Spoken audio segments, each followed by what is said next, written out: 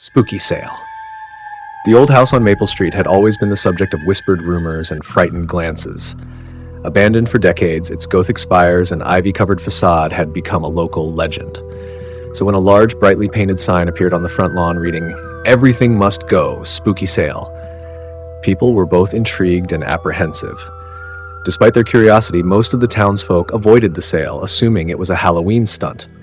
But on the crisp October morning of the sale, a peculiar sense of inevitability drew a small crowd. They ventured through the broken gate, past the overgrown hedges, and into the shadowy interior of the house. Inside, the dim light barely illuminated the cluttered space. Cobwebs draped from the corners, and the air smelled of mildew and forgotten years. The house was filled with an assortment of oddities: antique dolls with cracked faces, dusty books with leather bindings, and old portraits of stern-looking strangers. The sale was run by an elderly woman named Mrs. Grindle. She was as mysterious as the house itself, with piercing eyes and a voice that seemed to echo from another time. She welcomed each guest with a thin-lipped smile and an unsettling gaze. Among the crowd was Amelia, a local college student with a fascination for the paranormal. She was drawn to the house not just by the sale, but by a rumor she had heard. The house was said to be cursed, and anyone who purchased something from it would be haunted. As Amelia perused the items, she found herself inexplicably drawn to a dusty mirror with an ornate golden frame. The glass was fogged and tarnished, but she felt a strange pull toward it. Mrs. Grindle noticed Amelia's interest and approached her. "Ah, I see you found the mirror," Mrs. Grindle said softly. "It's quite special." Amelia hesitated. "Special how?" "It holds memories," Mrs. Grindle replied, her eyes glinting. "Not just of the past, but of what might come." Despite her unease, Amelia purchased the mirror. It was only when she got it home that she noticed something peculiar. The mirror was adorned with strange symbols etched into the frame, almost as if they were deliberately hidden. She tried to wipe the grime away, but found it impossible to remove. That night, she placed the mirror in her bedroom and tried to ignore the unease that settled in her stomach. Sleep eluded her, and she found herself drawn to the mirror. As she gazed into it, the glass seemed to ripple, and she felt a cold breeze against her face. Shadows danced on the edges of her vision, and she could have sworn she heard whispering voices. Days passed, and the feeling of dread grew stronger. Strange occurrences began: objects moving on their own, whispers in the dead of night, and a sense of being watched. Amelia became obsessed with the mirror, unable to look away from its unsettling reflection. She found herself increasingly withdrawn, her once bright eyes now dark with exhaustion and fear. One stormy night, Amelia awoke to the sound of a soft, mournful wail. She turned to the mirror and saw something she couldn't believe: an image of herself, but not as she was.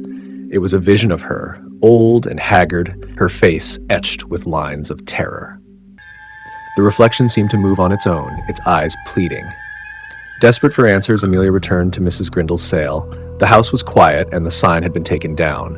The old woman was nowhere to be found, but Amelia noticed a small note pinned to the door. "The mirror shows what you fear most. The curse is in the gaze. Beware the price." Amelia's heart raced. She realized the mirror wasn't merely a haunted object. It was a conduit to her own deepest fears and ultimately her own downfall. She rushed home and decided to destroy the mirror, hoping to break the curse. But as she lifted a hammer, she hesitated. In the mirror's reflection, she saw Mrs. Grindle standing behind her, a chilling smile on her face. The old woman's eyes glinted with malevolent satisfaction. "No," Amelia screamed, spinning around, but the room was empty. In a frenzy, she smashed the mirror. Glass shards flew everywhere, and a guttural shriek filled the air. Amelia fell to her knees, her heart pounding. She felt a weight lift from her shoulders, as if the oppressive presence had vanished. But the sense of relief was short-lived. As Amelia looked at the shards of the mirror, she noticed something horrifying. Each piece reflected a different angle of the room, and in every reflection there was an image of herself, her old, haggard self, just as she had seen before. Suddenly, the reflections began to converge, and Amelia saw her future self reaching out from the broken pieces, trapped and desperate. The room seemed to warp and twist, and Amelia's reflection in the shards started to move on its own, her eyes wide with terror. In her final moments, Amelia understood the true nature of the curse. The mirror didn't just show her future, it trapped her within it, her soul forever bound to the visions it held. The house on Maple Street had claimed her, just as it had claimed so many before. The next morning, the house was empty once more. The sale was over, and the only thing left was the whisper of a tale that would be told for generations to come. The mirror's broken pieces lay scattered on the floor, reflecting nothing but the empty room and the echoes of a curse fulfilled. Story number 2. Lurking Shadows. On the outskirts of the small town of Ravens Hollow stood the old Whitaker mansion, a decaying relic of a bygone era. Its once grand facade was now draped in shadows, with ivy crawling over cracked walls and windows boarded up with rotting wood. Locals spoke of its dark history in hushed tones, recounting how the mansion's original owner, Gideon Whitaker, vanished without a trace on a stormy night more than a century ago.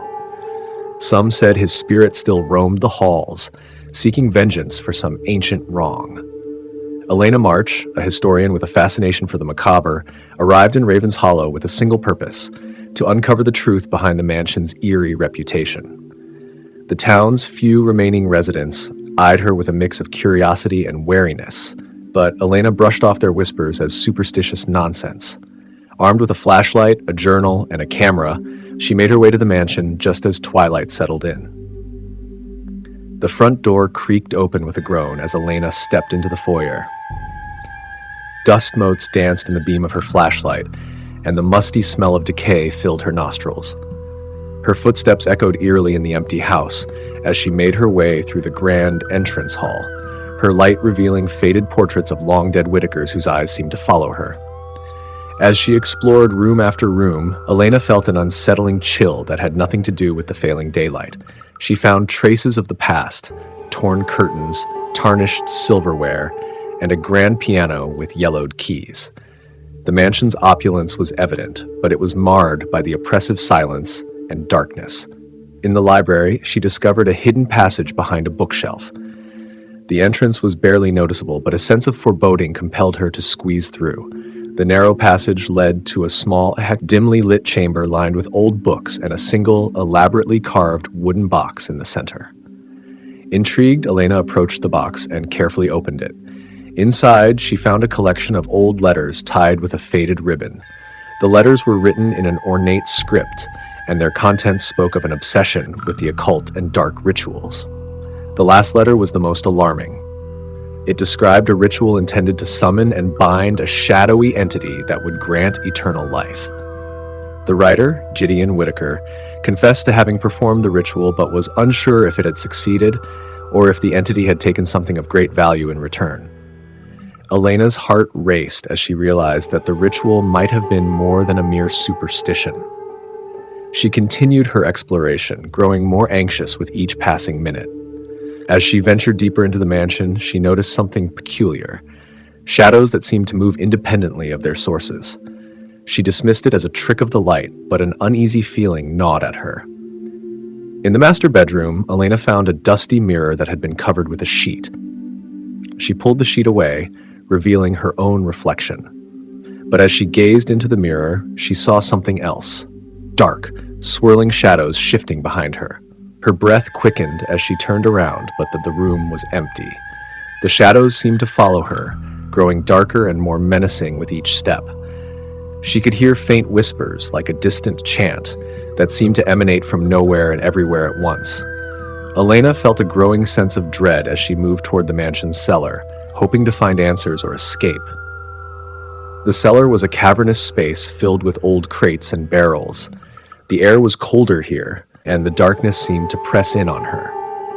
As Elena made her way through the cellar, she stumbled upon a large stone altar, covered in strange symbols and tarnished with old blood. The symbols matched those in the letters she had found earlier. Her flashlight flickered, and the shadows seemed to pulse and writhe. Suddenly, the whispers grew louder, forming incoherent words that reverberated through the cellar. Elena's flashlight died, plunging her into darkness. Panic surged through her as she fumbled to relight it, her breath coming in ragged gasps. When the beam finally cut through the dark, she saw a figure standing at the altar, a tall, shadowy figure with glowing eyes. "Elena, march," the figure intoned, its voice a haunting echo. "You have disturbed that which should remain undisturbed." She stumbled back, but the shadows seemed to close in on her, their cold touch making her shiver.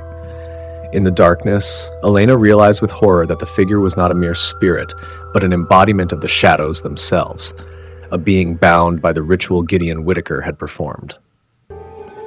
Desperate to escape, Elena ran back through the mansion, but the shadows were relentless. They seemed to fill every corner, blocking her path and whispering in her ears. As she reached the front door, she felt a cold hand on her shoulder. She turned around to face the shadowy figure once more. "Why do you torment me?" she cried out. "What do you want?" The figure's glowing eyes seemed to soften as it spoke. "We are bound to this place, seeking release from the ritual that imprisoned us. Gideon's ritual was meant to bind us, but it failed to contain the shadows." Elena's eyes widened with realization. The entity was not malevolent by choice, but a prisoner of the ritual gone awry. "What can I do to help you?" she asked. The figure's gaze grew intense. "Destroy the altar, only then can we be freed from this prison." Without hesitation, Elena raced back to the cellar. She grabbed a heavy iron rod and smashed the stone altar. The moment the altar shattered, the shadows began to recede, their grip on the mansion loosening. The oppressive darkness lifted, and the air seemed to clear. As Elena emerged from the mansion, the first light of dawn was breaking. The town's residents, drawn by the commotion, watched her with a mix of curiosity and relief. Elena looked back at the mansion one last time. It stood silent and still, no longer shrouded in darkness. In the days that followed, Raven's Hollow began to recover from the fear that had gripped it for so long. Elena wrote about her experience, documenting the tragic tale of the Whitaker mansion. The shadows had been set free, and Gideon Whitaker's curse was finally broken. But Elena could never shake the feeling that, though the shadows were gone, something else had been awakened in the darkness. She could still hear faint whispers in the night, reminders of the shadows that had once lurked within the walls of the Whitaker mansion. Story number 3. Walmart customer stories. The bright fluorescent lights of Walmart flickered above, casting a sterile glow over the aisles filled with the hum of late-night shoppers and the occasional clatter of shopping carts. At 2 a.m., the store was eerily quiet, with only a few patrons wandering the aisles in search of midnight necessities. Among them was Ellie, a young woman who had ventured out for a simple task to pick up a few groceries. Ellie pushed her cart down the cereal aisle, the clinking of metal wheels on tile echoing through the empty space. Her phone buzzed with a message from her roommate, but she ignored it. The store was unsettlingly quiet, the kind of silence that seemed to press against her ears. She reached for a box of cereal when a strange sound made her pause, a whispering, faint but unmistakable. Ellie glanced around, seeing nothing out of the ordinary. The store's security cameras, mounted high up in the corners, stared down impassively. She shook off the feeling of unease and continued shopping. As she reached the end of the aisle, she noticed an old man standing by the store's entrance, hunched over with a long coat and a wide-brimmed hat that obscured his face. He was staring at her intently, and Ellie felt a shiver run down her spine. She quickly averted her gaze and moved on, though she could still feel his eyes on her back. She decided to head to the checkout, her footsteps echoing more loudly now. When she reached the registers, she was surprised to see only one open, and the cashier was an elderly woman with a kind but tired smile. Ellie placed her items on the conveyor belt, trying to ignore the growing sense of dread. "Late-night shopping, dear?" the cashier asked, her voice gentle but filled with an odd, melancholy tone. "Yeah," Ellie replied, trying to sound casual. "Just needed a few things." The cashier nodded, her eyes flicking toward the store entrance briefly. Ellie followed her gaze and saw the old man still standing there, now leaning against the doorframe. "You might want to be careful," the cashier said softly, her eyes meeting Ellie's with an unreadable expression. "Not everyone who comes through here has good intentions." Ellie's heart raced. "What do you mean?" The cashier didn't answer, instead turning her attention to the register. As Ellie paid for her items, she glanced over her shoulder again. The old man was now gone, but the unsettling feeling remained. When Ellie stepped out of the store, the night air was chilly, and the parking lot was bathed in harsh artificial light. She hurried to her car, trying to ignore the feeling of being watched. As she unlocked her vehicle, she heard a rustling sound behind her. She spun around, but the lot was empty, save for a few scattered carts and the distant hum of streetlights. She got into her car and locked the doors, starting the engine with trembling hands. Just as she was about to pull out, she noticed something on the windshield, a small, crumpled piece of paper. Frowning, she reached for it, her fingers brushing against the cold glass. The note read, "Help me." Ellie's heart raced as she looked around, but there was no sign of anyone. She drove home as quickly as possible, her mind racing with thoughts of the old man and the mysterious note. Back at her apartment, Ellie tried to shake off the fear, convincing herself it was a prank or a misunderstanding. She put away her groceries, but the note kept replaying in her mind. As she sat down to unwind, her phone buzzed again. It was a message from her roommate, Lisa. "Hey, did you see the news? There was a weird incident at Walmart tonight. Apparently a customer went missing. They're saying it might be related to a string of disappearances in the area." Ellie's blood ran cold. She quickly typed back, her fingers trembling. "Missing? What happened?" Lisa's reply came almost immediately. They found a note in the parking lot that said, "Help me." Ellie's mind reeled. The note she had found was eerily similar. She looked around her apartment, suddenly feeling very alone. The quiet was oppressive, and she couldn't shake the feeling that someone was watching her. Unable to sit still, Ellie decided to call the police and report the note she had found. As she spoke with the operator, her phone buzzed again. It was a video message from an unknown number. With a sense of foreboding, she watched it. The video showed the inside of a Walmart, eerily similar to the one she had just visited. In the video, the old man from earlier was walking down an aisle, followed by the camera's perspective. The camera then moved to reveal a small room in the back of the store where a shadowy figure was bound and gagged. The video ended abruptly, leaving Ellie in stunned silence. As she stared at the screen, her phone rang. It was the police, calling to follow up on her report. Ellie quickly told them about the video, her voice trembling. The officer on the line asked her to stay put and not to go back to the store. Ellie agreed, though the fear was palpable. After she hung up, she heard a knock on her door. Her heart leapt into her throat. She cautiously approached and looked through the peephole. The old man stood on the other side, his face now partially visible under the hat. His eyes were hollow and dark, and he held something in his hand, another note. Ellie's hands shook as she opened the door a crack. The old man's voice was barely a whisper. "They know you saw the video. They're coming for you next." Before she could react, the door was slammed shut. Ellie backed away, her mind racing. She glanced around the room, desperately searching for a place to hide. But as she turned, she realized something. The old man was no longer outside her door. Instead, the figure from the video, the one bound and gagged, was standing in her living room, staring at her with wide, fearful eyes. The room seemed to close in around her as she took in the realization. The old man wasn't the threat. He was the one trying to warn her. The true horror was already inside. Story number 4. Midnight shift. The old clock tower in the center of town had long ceased its ticking, silenced by decades of neglect. Yet every midnight, its hands seemed to tremble, as if still bound by some ghostly duty. Marissa Martin worked the midnight shift at the town's only gas station, a rundown relic with flickering lights and broken pumps, situated eerily close to that forsaken clock tower. It was the dead of night, and Marissa's only company was the occasional howl of the wind and the chirping of cicadas that seemed to echo through the empty streets. She was used to the solitude, though it never made it any less unnerving. The station was a world unto itself, lit by the harsh fluorescent lights of the canopy and surrounded by darkness that seemed to close in with every passing hour. On this particular night, the wind howled with an unsettling ferocity. Marissa glanced at the clock on the wall, 12:01 a.m. As the clock ticked over, the air inside the gas station grew colder, and the lights flickered ominously. She shrugged it off as a power issue and turned her attention to the radio that played a soft, steady hum, cutting through the silence. Around 12:30 a.m., a rusted car rolled into the station. Its headlights cast an eerie glow. briefly illuminating the surrounding darkness.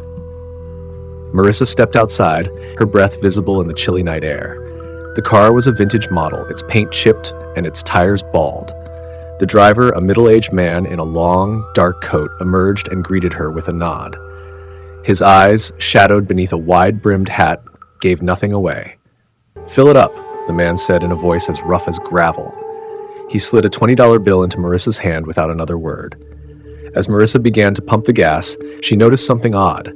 There was no sound from the car's engine, only an unsettling silence. She glanced around nervously, her senses on edge. The man stood next to his vehicle, staring intently at the darkened clock tower. "Strange hour to be out," Marissa remarked, attempting to break the tension. The man didn't respond. Instead, he turned his gaze to the station's windows, which seemed to darken as though something was pressing against them from the outside. Marissa felt a shiver run down her spine. The gas pump clicked off, and Marissa finished up, handing the man his change. He took it without a word and climbed back into his car.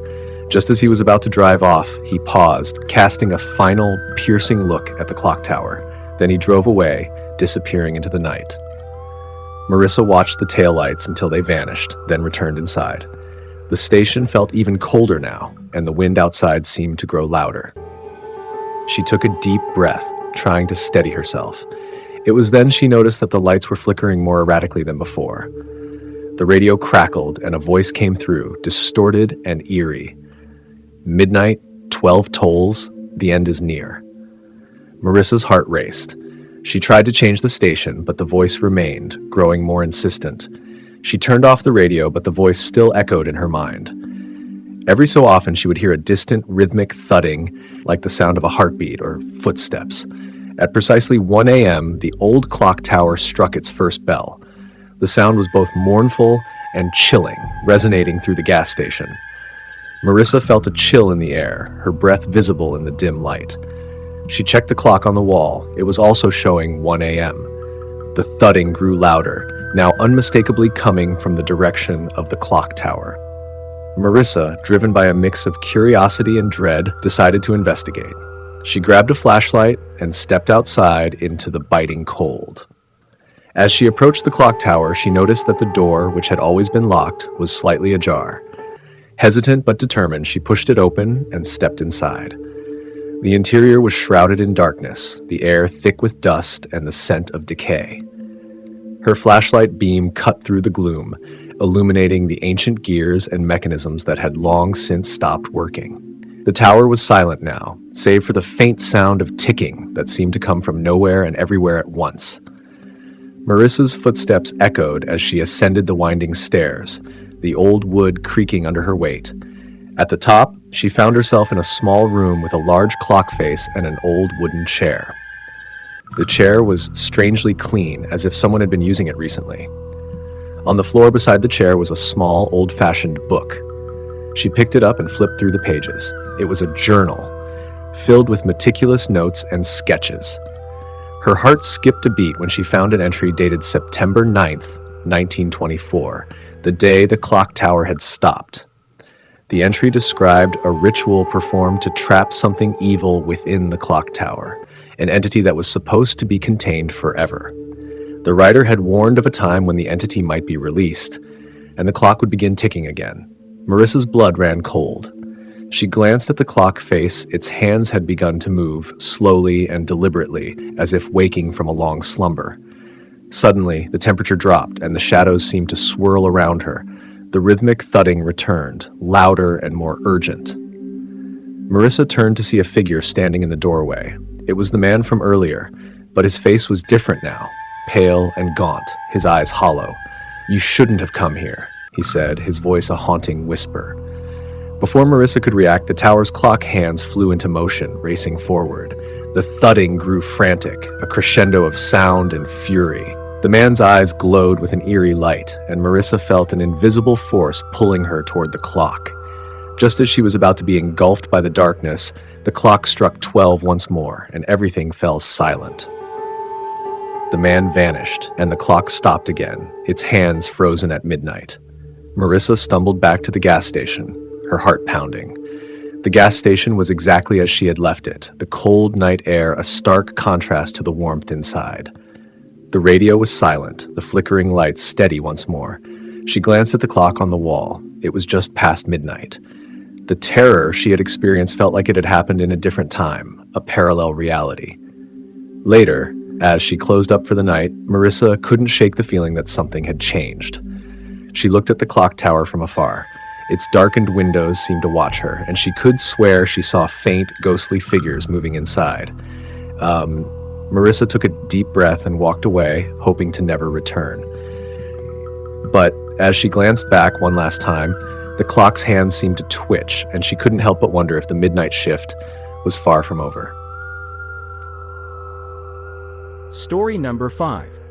Lost shopper. In the heart of the fog-laden city stood the remnants of a once grand department store, Hudson's Emporium.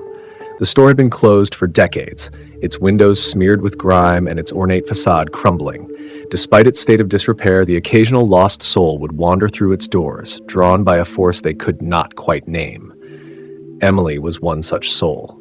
She had been wandering the city late at night, her phone dead and her sense of direction failing her. The fog was thick, swallowing up sound and sight alike, until she stumbled upon the old Emporium. Her eyes, tired and hopeful, were drawn to the flickering neon sign that read, "Open 24 hours." The creak of the door as she pushed it open seemed to get to echo through the empty store. The interior was dim, illuminated by a flickering overhead light that cast long, ghostly shadows. Dust danced in the air, disturbed by her entrance. The scent of old paper and forgotten dreams filled her nostrils. "Hello?" she called out, her voice swallowed by the vast emptiness. There was no reply.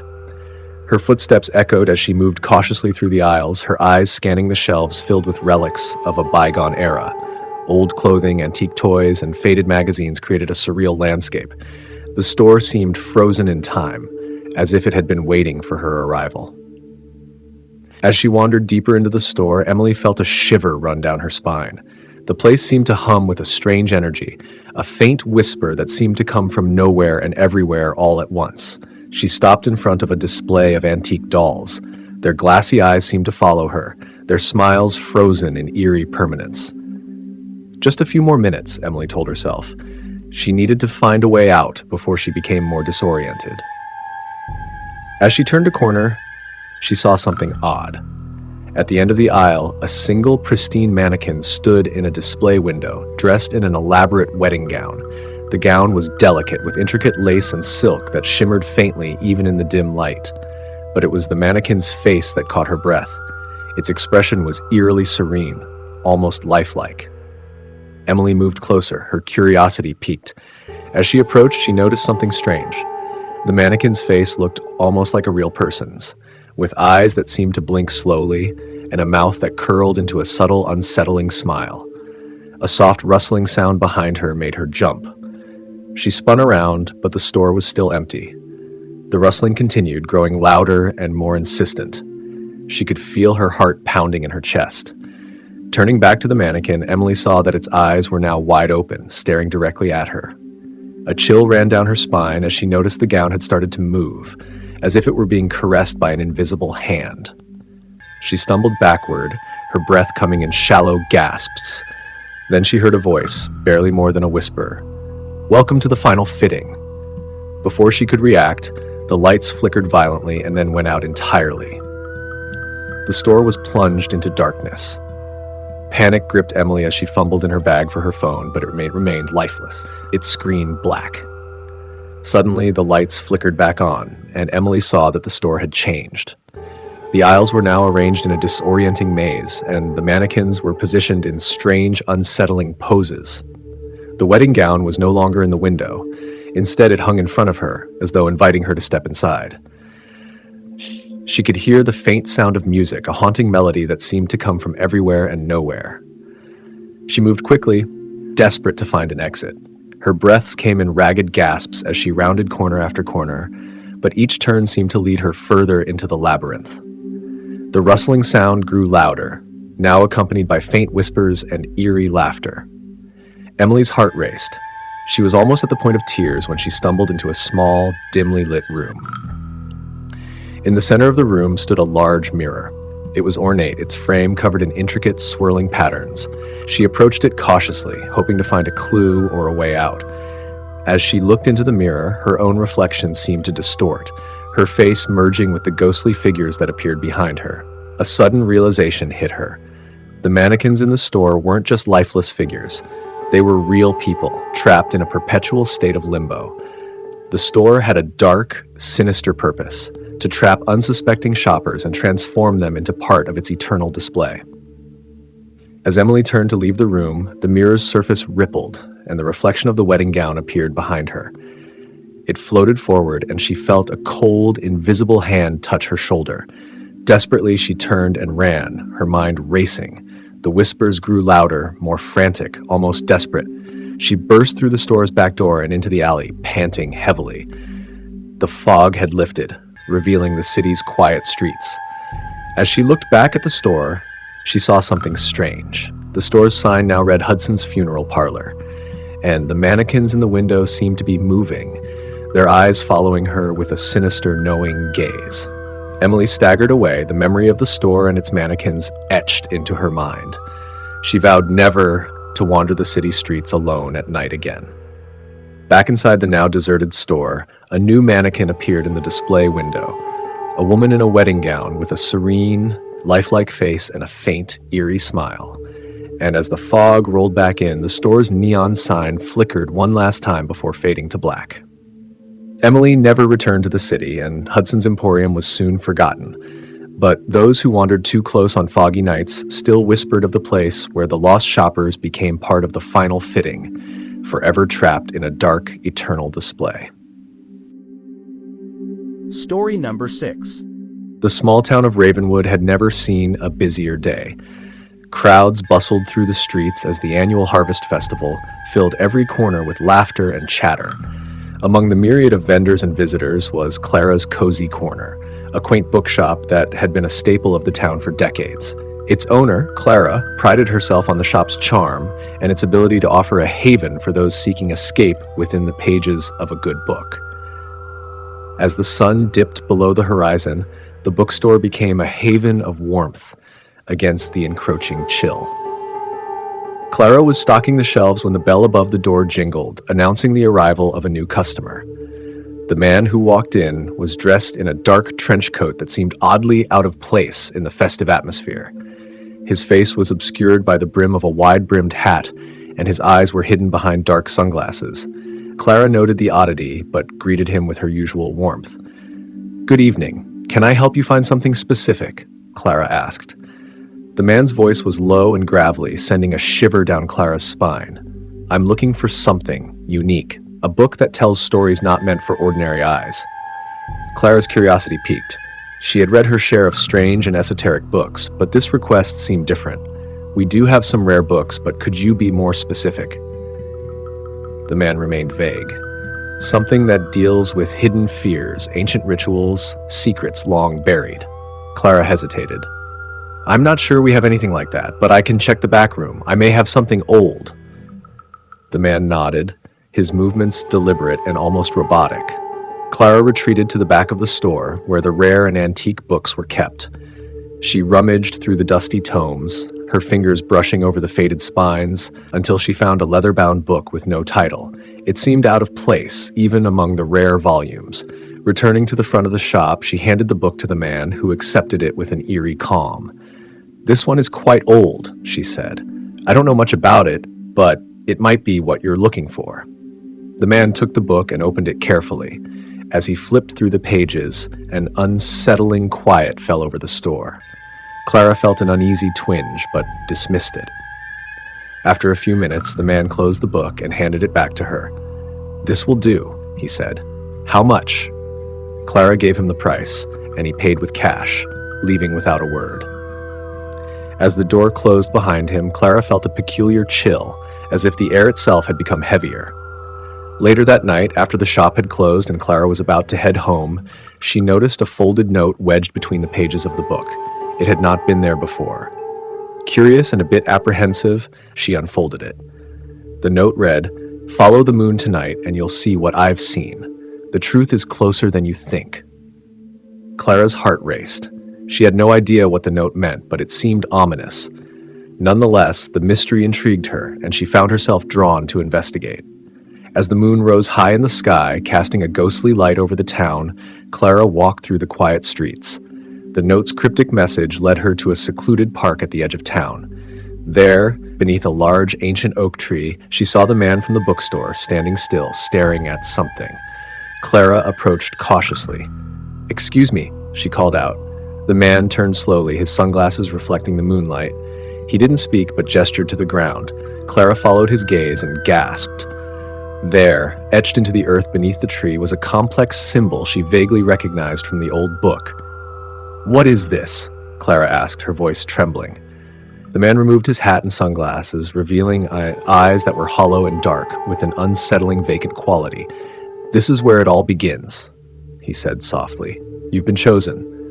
Before Clara could react, the ground beneath the symbol began to tremble, and a low, guttural sound filled the air. The symbol glowed with an eerie light, and the oak tree's branches seemed to writhe as if alive. Clara stumbled back, her fear mounting. "What have you done?" she shouted. The man's face twisted into a grim smile. "The ritual is complete. Now you will see what lies beyond." Suddenly, the world seemed to warp and stretch, and Clara found herself standing in a dark, otherworldly realm. Shadows moved with malevolent intent, and whispers of forgotten languages filled the air. She realized with growing horror that the man had been leading her to this place all along, a place where ancient forbidden knowledge resided. But then, a blinding light erupted from the center of the realm, and Clara was thrust back into the park. The man was gone, and the symbol had vanished. The only evidence of the night's events was the strange book, which now lay open on the ground, revealing pages filled with unfamiliar symbols and diagrams. Clara picked up the book and looked around, her heart still racing. She felt a strange mix of relief and confusion. Had it all been a nightmare, or was there a truth she couldn't yet understand? The next morning, as Clara reopened the bookstore, she found the man's payment and a new note inside the book. It read, "Not all knowledge is meant to be understood. Beware those who seek it." Clara placed the book back on the shelf, its dark secrets remaining untouched. As she looked out at the bright, bustling town, she couldn't shake the feeling that she had glimpsed something beyond the ordinary, something that would forever change her perception of reality. And as the Harvest Festival resumed with its usual cheer, Clara couldn't help but wonder if the shadows from that night might one day return to claim her, along with the secrets she had narrowly escaped. Story number 7. Endless Store. The old store on Elm Street had been shuttered for years. Its faded, peeling paint and cracked windows made it a forgotten relic of a bygone era. No one paid it any mind, except for the occasional thrill-seeker who dared to peer through its dusty glass.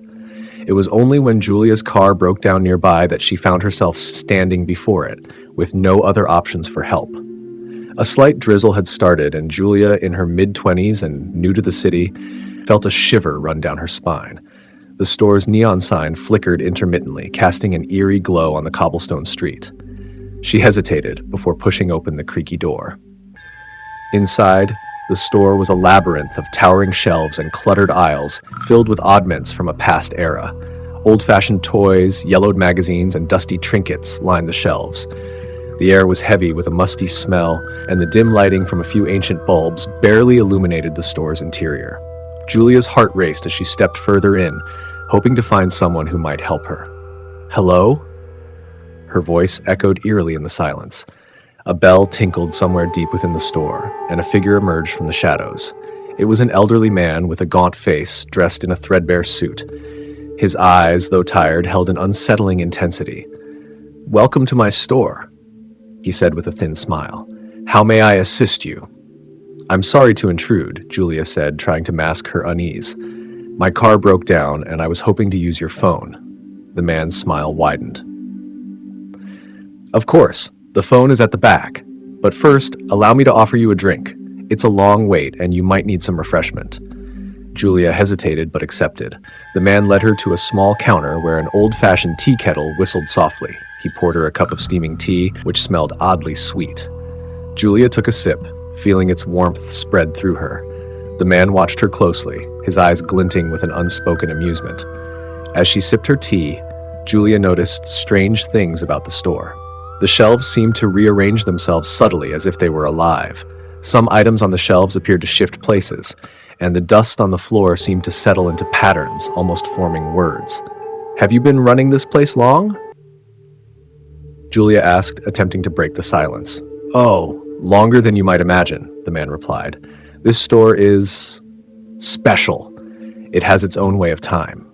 Julia frowned, puzzled but too tired and cold to probe further.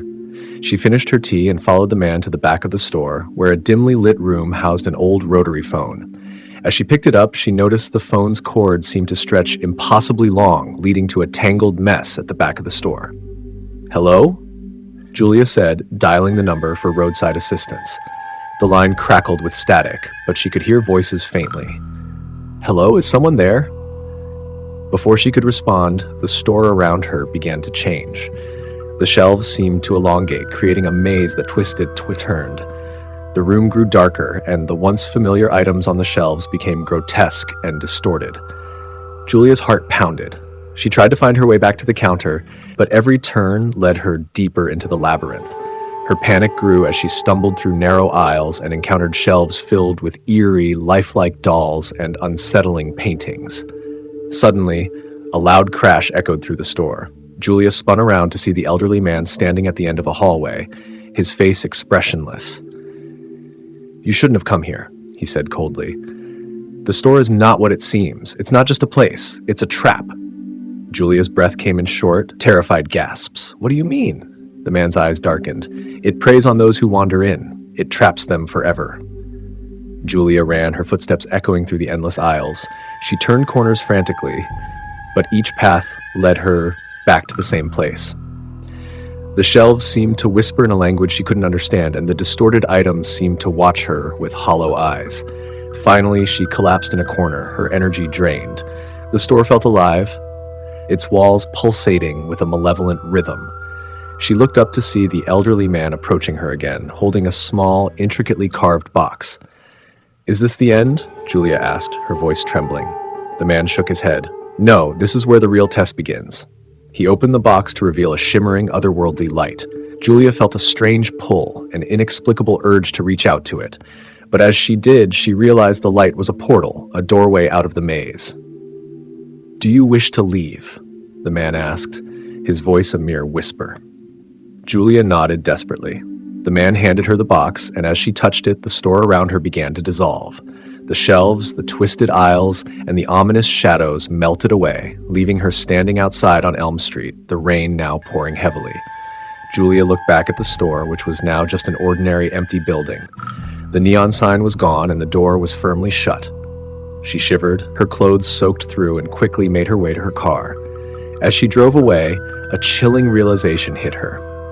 She glanced in the rearview mirror to see the elderly man standing in front of the store, watching her with a sinister grin. He raised his hand, and she saw the box he had given her, now empty, lying on the passenger seat beside her. The store might have been an endless maze, but the real trap was the box, an eternal reminder that once you enter, you are never truly free. Story number 8. Ghostly employee. Evelyn Harding was a young woman with a strong work ethic, a quality that often isolated her from others.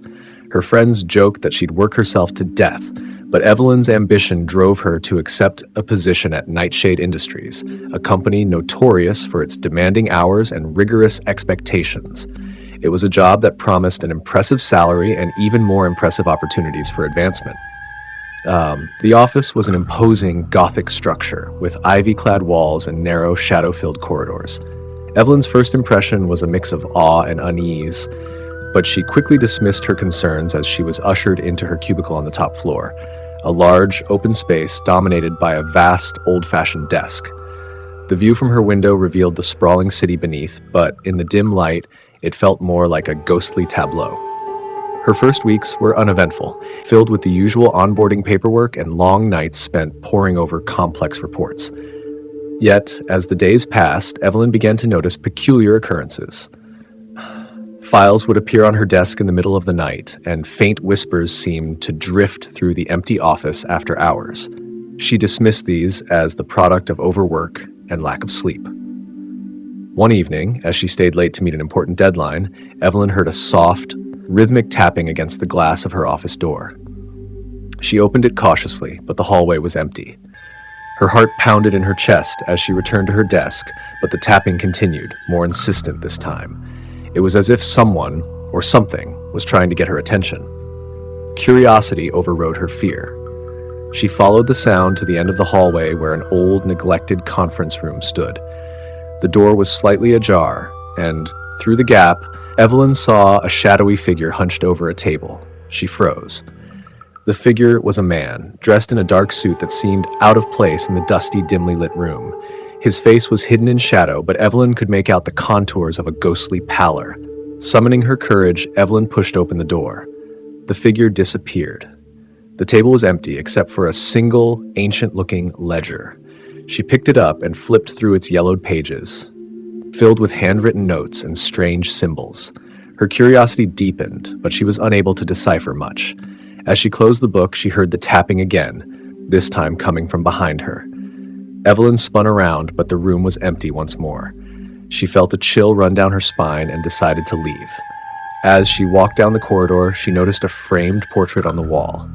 It was a group photograph of employees from decades past.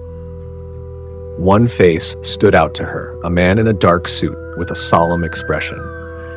Her breath caught in her throat as she realized it was the same figure she had seen earlier. The next day, Evelyn tried to brush off the experience as a figment of her imagination, but the tapping and whispers grew more persistent.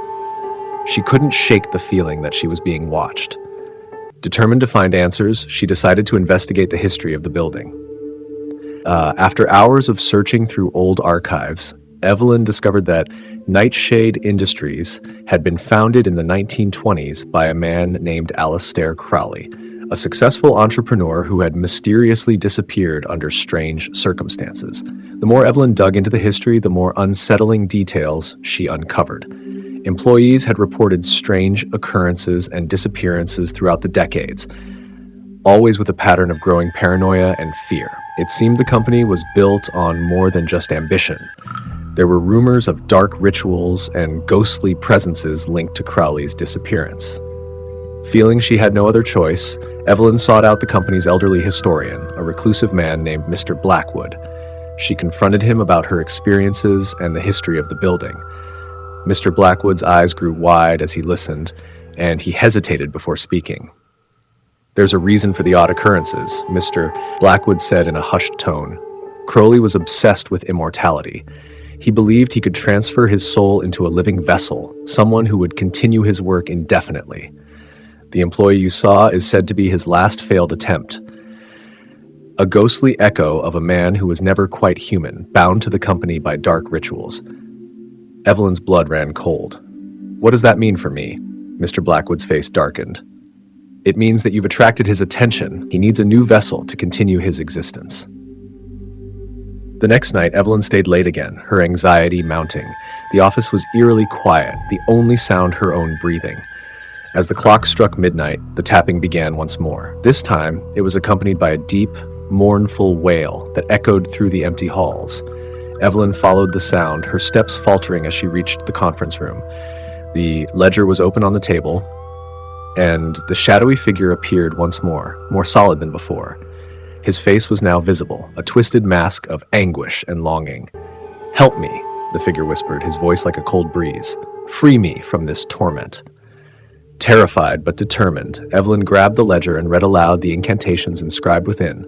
The figure writhed in agony, and the room was filled with a blinding light. When the light receded, the figure was gone. Exhausted, Evelyn collapsed on the floor. She thought the nightmare was over. However, the next morning when she returned to the office, she found her name had been replaced on the door with a new one. Evelyn Crowley. The portrait of the man in the dark suit had been updated with her own face. As the realization dawned on her, she understood the full twist of her ordeal. In saving the ghostly figure, she had inadvertently become the new vessel for Aleister Crowley's spirit, She was now part of the company's dark legacy, trapped in a cycle of ambition and horror that would never end. Story number 9. Disappearing products. In the sleepy town of Glenwood, where the most exciting thing was the annual Pumpkin Festival, there existed a small but well-loved grocery store named Morton's Market. The store was owned by Richard Morton, a man whose family had run the place for generations. Richard was a quiet man who kept to himself and had a knack for remembering every customer's name, their favorite products, and their children's birthdays. It was a rainy Thursday when the first strange thing happened. Dorothy, a regular customer and the town's most fervent baker, had come in to buy flour, eggs, and sugar. When she reached for the flour, she was startled to find the entire shelf empty. Puzzled, she asked Richard if he knew what had happened. "Strange," Richard said. "I just restocked it yesterday." He scratched his head, looking at the now empty shelf with furrowed brows. Dorothy shrugged, figuring it was just a temporary oversight, and left the store with a promise to return the next day. But as days went by, more products began to vanish. Canned goods, toilet paper, even the fresh produce. One by one, items started disappearing without a trace. Richard insisted he hadn't seen any unusual activity, and none of the security cameras had captured anything out of the ordinary. The town grew increasingly uneasy. Whispers filled the air, and some began to speculate that the store was cursed or haunted. One particularly superstitious local, Mrs. Granger, was convinced it was the work of malevolent spirits and began performing rituals in her backyard, hoping to ward off the supposed entities. One evening, Emily, a high school senior with a knack for investigative journalism, decided to look into the mysterious disappearances. She'd been a frequent visitor to Morton's Market and had noticed the empty shelves herself. Armed with a notebook and a flashlight, she planned to spend the night at the store, hoping to catch whatever was causing the problem. Richard reluctantly agreed to let her stay, though he wasn't thrilled about it. As the store closed for the night, Emily set up her observation post near the back of the store, where the most significant disappearances had occurred. The dim light from her flashlight cast eerie shadows across the shelves as she waited in silence. At first, the night was uneventful. The store was quiet, except for the occasional creak of the old wooden floor. Emily kept her eyes glued to the shelves, noting every sound and movement. Hours ticked by, and just as she was beginning to think she had wasted her time, she saw something peculiar. A soft, shimmering glow appeared around the edges of the empty shelves. Emily squinted, trying to make sense of the light, which seemed to pulse rhythmically. Her heart raced as she grabbed her flashlight and shone it towards the source. The glow intensified, illuminating a previously unnoticed crack in the wall behind the shelves. She approached the crack cautiously and noticed it was widening slowly. Emily's curiosity overpowered her fear, and she decided to investigate. With a bit of effort, she managed to pry the wall open just enough to reveal a hidden compartment. Inside was a collection of old, dusty books and strange artifacts. As Emily examined the items, she noticed that some of the books were bound in leather with symbols she didn't recognize. One book, in particular, was more intriguing. It was a ledger filled with meticulous notes and names. Flipping through the pages, she discovered that the ledger detailed the names of everyone who had bought products from Morton's Market over the past few months. But what shocked her the most was the last entry. It had her own name on it. Just then, the store lights flickered and the air grew cold. Emily turned around to find Richard standing behind her, his face pale and his eyes filled with a strange, unspoken dread. "Richard, what's going on?" Emily asked, her voice trembling. Richard took a deep breath and spoke with a somber tone. "I didn't want to scare anyone, but the truth is, Morton's Market is more than just a store. It's a vessel for something much darker. Every product that disappears doesn't just vanish, it gets transported to another realm." Emily's eyes widened in disbelief. "Another realm? Why?" Richard nodded, his expression grave. "It's part of a deal my ancestors made. They traded products for something our town needed, protection from an ancient curse. The items don't just disappear, they feed a creature that protects us from other horrors." Emily was stunned. "And the ledger?" "The ledger tracks the souls of those who are consumed by the creature. You see, every product taken is a trade, one item for one soul, and the ledger is a record of the souls we've sacrificed. The realization hit Emily like a ton of bricks. The store wasn't cursed. It was a part of a dark pact that had kept Glenwood safe for generations. The products didn't disappear. They were a payment, a form of tribute. In that moment, Emily understood the true cost of protection. The store's mysterious disappearances weren't just a local oddity, but a macabre ritual masked as mundane occurrences. Richard's reluctance, the strange symbols, and the ledger all made sense now. As Emily and Richard stood in the darkened store, the shadows seemed to whisper secrets of their own. The store's normalcy was a facade for a sinister reality, and Morton's Market was far more than it appeared. Emily knew she had uncovered a dark truth, one that couldn't be ignored. And as she looked at Richard, she realized that the town's prosperity came with a price, one that might soon claim her as its next victim. Richard's voice was barely a whisper as he said, "I'm sorry, Emily. The deal must be honored." The store's lights flickered once more, and the room fell into darkness. Story number 10. Lurking figure. In the quaint, fog-laden town of Eldergrove, where cobblestone streets twisted like serpents through foggy nights, lived a young woman named Eliza. She resided in a small, ivy-clad cottage on the edge of town. Eliza had always loved the eerie charm of Eldergrove, but recently something had shifted in the atmosphere, something that made her skin crawl every time she walked outside after dusk. It began with whispers. At first, they were nothing more than faint murmurs, just beyond the threshold of hearing. But as the days grew shorter and the nights colder, the whispers turned into guttural, raspy voices echoing through the fog. Eliza could never make out the words, but their malicious undertone was unmistakable. One foggy evening, as Eliza was preparing dinner, she noticed a shadowy figure standing across the street, barely visible through the thick mist.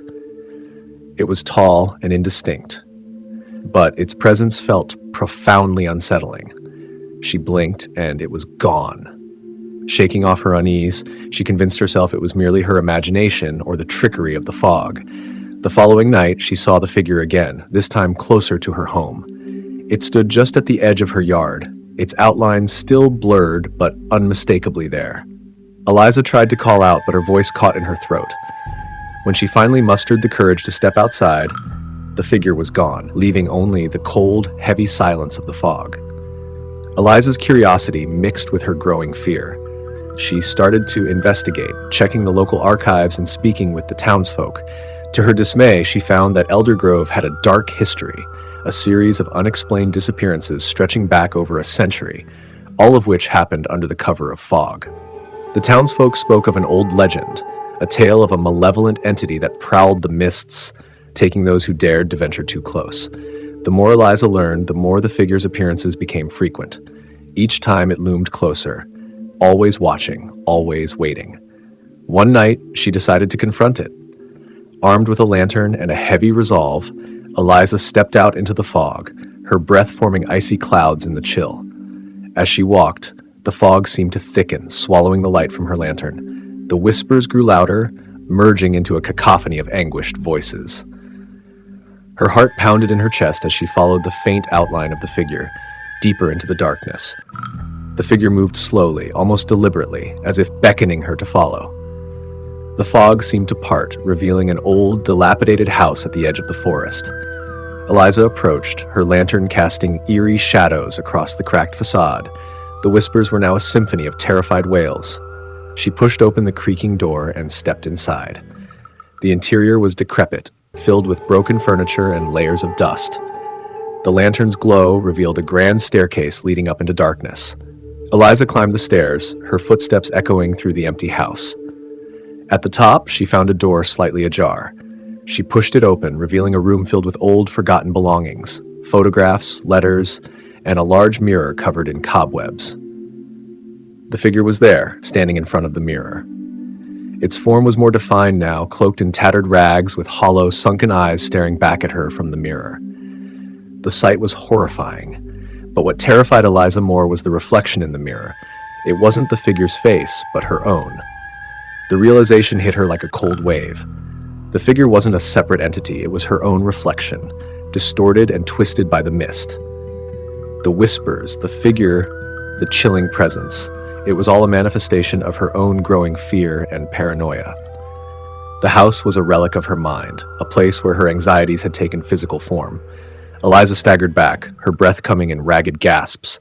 The mirror's surface rippled, distorting her reflection into a grotesque, nightmarish visage. The whispers turned into a deafening roar, and the room seemed to close in on her. Her own fears were now her tormentors, feeding off her terror.